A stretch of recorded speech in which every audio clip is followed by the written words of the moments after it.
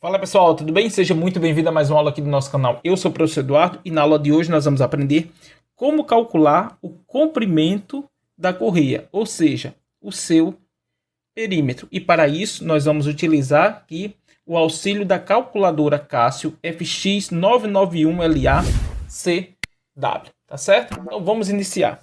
Antes de iniciarmos aqui o cálculo com a calculadora, é importante nós entendermos aqui alguns dados que nós iremos substituir para executar o nosso cálculo. Veja só, eu tenho aqui L igual a 2C.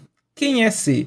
O C é a distância entre centros das polias. Aqui eu tenho a polia menor, que é a polia motora, e a polia maior, que é a polia movida, representado por D maiúsculo, e a polia menor por D minúsculo. Então aqui, o C é a distância entre centros, que equivale a 225 milímetros. D menor ou D minúsculo tem o diâmetro aqui de 65 milímetros, que é a polia motora. E aqui eu tenho a polia movida, representada com D maiúsculo, com um diâmetro de 260 milímetros. Entendendo isso, agora nós vamos fazer o cálculo aqui utilizando a calculadora. Eu vou ligar aqui. Observe que aqui já abre algumas funções que essa calculadora tem, mas de início o que nós precisamos é apenas o calcular. Eu vou dar o OK e vamos agora colocar esses valores aqui dentro. Observe, então o L vai ser igual a 2 vezes o 2, que multiplica o C, que é a distância entre centros, 5, que vai somar a constante de 1,57, que essa constante aqui é o valor de π dividido por 2, abre o parênteses. Quem é o D maior? É a polia movida, então 260, mais o diâmetro da polia motora, que é 65. Vou fechar o parênteses. Agora eu vou somar mais uma vez, abrir o parênteses novamente, e vou colocar o valor da polia movida, 260, menos a polia motora, que é 65 milímetros. Vou fechar o parênteses, só que esse valor precisa ser elevado ao quadrado. Então, eu já tenho o botãozinho aqui, ó, ao quadrado. Aperto aqui. Só que aqui eu tenho uma fração, que esse valor vai dividir 4 vezes a distância entre centros, que é 225. Então, eu vou nesse botãozinho aqui, ó, que é a fração, e vou colocar aqui embaixo 4 vezes 225. Então, observe que agora eu já coloquei todos os dados que precisa para efetuar aqui a minha fórmula.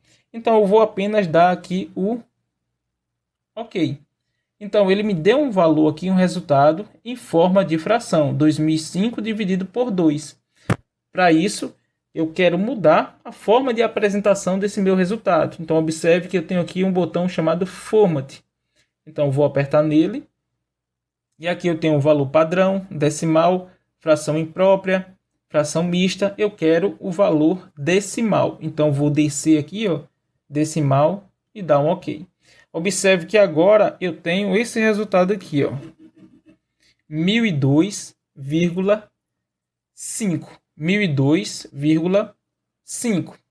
Então aqui eu tenho o comprimento da correia. Detalhe, esse é o valor calculado. Existe o valor padronizado. Mas antes de eu expor isso aqui de uma forma mais objetiva, no dia a dia, como é utilizado aqui o cálculo para encontrar a referência da correia, antes eu vou fazer o que aqui? Eu vou gerar um QR Code dessa fórmula aqui que eu apresentei. E aí você pode depois, talvez você consiga escanear e verificar, abrir aí a plataforma da Casio para poder ver como foi desenvolvido aqui o cálculo. Então, primeiro aqui eu vou gerar o QR Code. Observe que eu tenho um botão dourado aqui, ó. E quando eu apertar o Shift, ele vai ativar todos os valores que estão aqui em dourado na parte superior. Então, eu vou aqui Shift e aqui tem o QR, ó. Então, aqui ele gerou um QR Code.